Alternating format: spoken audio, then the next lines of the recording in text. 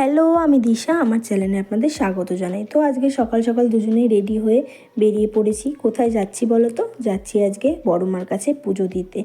এই যে আমাদের ট্রেন চলে এসেছে, ট্রেনে উঠেও পড়েছি। একটু পরে ট্রেন থেকে নেমে যাব। এই যে নেমে দেখো বড় মার মন্দিরের আগে এরকম অনেক ডালার দোকান আছে, সেখান থেকে আমরা ডালা কিনে দাঁড়িয়ে পড়লাম লাইনে। পাশেই দেখি ব্রহ্মময় মায়ের মন্দির। মন্দিরটি খুব সুন্দর ছিল। আমরা অনেকক্ষণ ধরেই রোদে লাইনে দাঁড়িয়েছিলাম। আজকে প্রচুর দর্শনার্থী এসেছিলো মায়ের কাছে পুজো দিতে।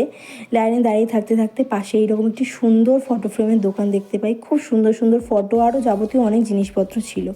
বলতে বলতে মায়ের মন্দিরের সামনে চলে এসেছি। আর একটু পরেই মায়ের দর্শন পেয়ে যাব।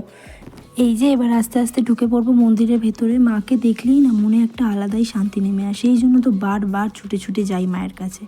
জানো তো, তুমি মন থেকে মায়ের কাছে যা চাইবে তাই পাবে, এটা প্রত্যেকে বিশ্বাস করে। আমাদের পুজো দেওয়া শেষ, এবার ট্রেনে উঠে পড়লাম। সো আজকের ব্লগ এতটুকুই। কেমন লাগলো জানিও। দেখা হচ্ছে নেক্সট আরেকটি ব্লগে। Bye bye.